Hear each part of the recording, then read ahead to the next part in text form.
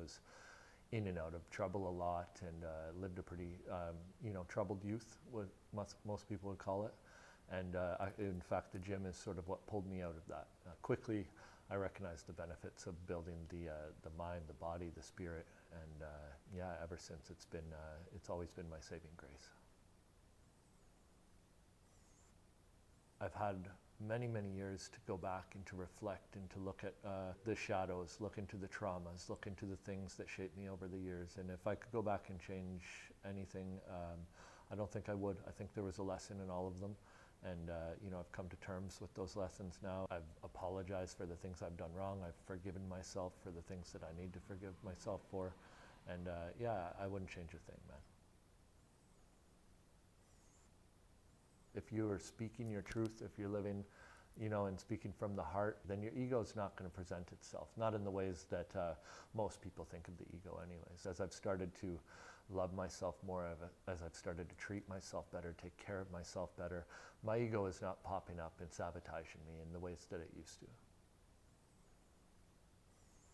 Our focus is not just come in and build your body. Our focus is come in and build your body, build your mind, build your lifestyle, sit down, let's talk. We really try to dig into their life as deep as we can so we can get to the core root of a lot of their problems and help identify them, fix them, and build them back up in that sense. So I can tell you a story of a woman. She was 78 years old, older woman, overweight, lacking severely in mobility, flexibility. I always try to let the client tell me what their goal is. I don't try to tell the client what their goal is, right? And she said to me, I just want to be able to tie up shoes again. She'd been wearing Velcro shoes for several years. So we worked, week after week and month after month and year after year until one day she came in and she was just in absolute tears of joy and absolute tears of gratitude. And she just told me to look down, and there they were, these shiny red shoes with these bright white laces, and she says, you have no idea what you've done for me. It tears me up a little bit even right now, but it's that little thing to her was everything. Everybody's struggle is individual, everybody's goal is individual, and what something means to someone, it's individual to their own path and purpose. From the start, we took a firm stance that we should be deemed essential. There's so many reasons why. We are preventative health care. We're the first line prior to the hospital. What's the first thing that your doctor has told you? Regular exercise, healthy eating, vitamin C, vitamin D, zinc, and these are all things that aren't being discussed right now. I don't see it on the news. I don't see it in the media. I don't see anybody talking about, here's what you can do to strengthen your immune system, the thing that was given to you at birth to survive something like this. When I talk about health, I don't just talk about the physical health. It's the emotional health and the mental health. And the mental health aspect is so, so important, especially now, especially today. After the first lockdown, it was absolutely devastating what we've seen. I can't even tell you, my heart breaks just thinking about it. We have about 20,000 members in the Ottawa area. We didn't lose a single member to COVID-19. Absolutely cannot say the same thing about mental health. We had suicides, we had drug overdoses, we had domestic abuse, and we're talking deaths, not cases, deaths. If you want to talk cases, what we've seen with our members and the people coming through our door, their spirits, like the anxiety, the depression, the stress, the PTSD, it was devastating. We were doing everything that we could to try to take these people and piece them back together, build them back up, let's get them strong again, physically, emotionally, mentally, spiritually, and then it was right back to locking down again. And this is why I stand out against the lockdowns.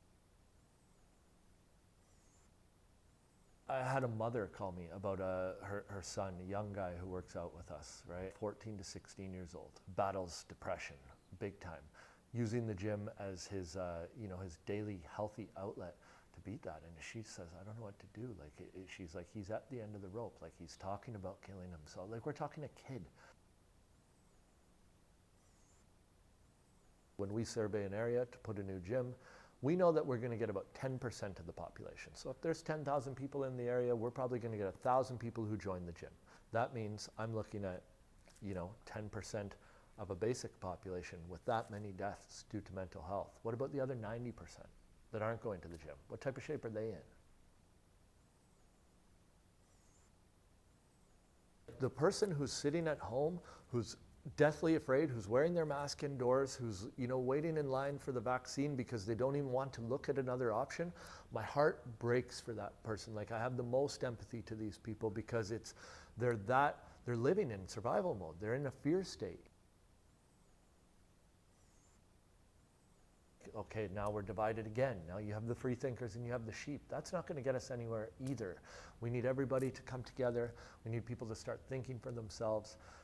Once in a while, it would be good if somebody could turn off their television, if they could sit down and close their eyes, if they can turn their energy inward, even for a moment, and just think, okay, how do I feel right now, right? Like, let me reconnect to myself. What does my instinct tell me? What does my intuition tell me? All the things that we were put on this planet with way before the television told us what to do, way before a book told us what to do, way before the internet told us what to do. What do my primal instincts tell me right now? What is right and what is wrong? And that's what people need to start to do. They need to stop relying on all these external sources and turn it inward.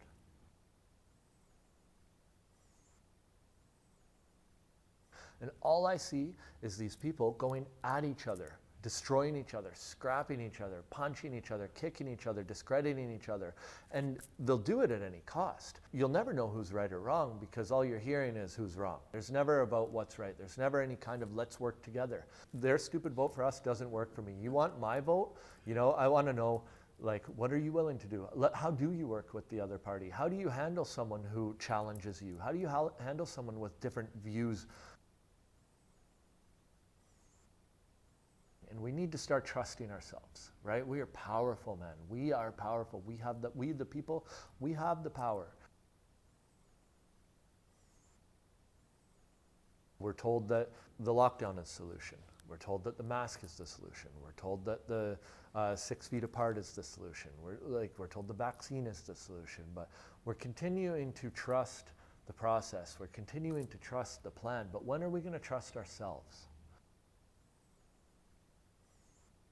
I spent 35 years of my life being completely suppressed from my emotions. It took me going deep down a spiritual path before I could connect to my own self, to my own emotions, and then feel comfortable, vulnerable enough, and confident enough to share them with other people. Most people, they've been taught to shell up, they've been taught to close in. So if that is our conditioning, well, what do you think happens when you put that person who's already prone to shelling up, to closing in, to suppressing their emotions in their house alone with nobody for months?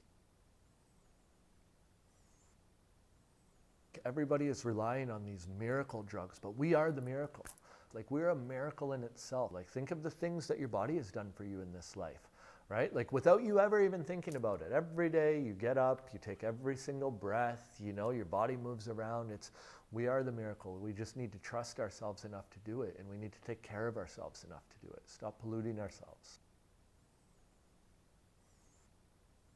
I'd like to have a seat at the table, right? If we're talking about health and fitness, let's get some health and fitness professionals at the table. You were to take somebody from each sector and allow them to have a voice on how we can move forward with this, and if this is going to be long, how we can live with this, right? Because the lockdowns are not the answer. Almost everybody knows that it's not healthy. I believe that these lockdowns have to end. I believe that there's no other way. It's not sustainable. It's just not. People are really crumbling inside, and we need to be able to be there and be of service for them, and not just us, but so many members of our business community and our community as a whole. To me, the biggest heartbreak in this all is the loss of human connection. That's what's so important. Like, we need to reestablish that. We need to reconnect. We need to be able to be there for each other, to be there for our neighbors, to be there for our fellow man and woman.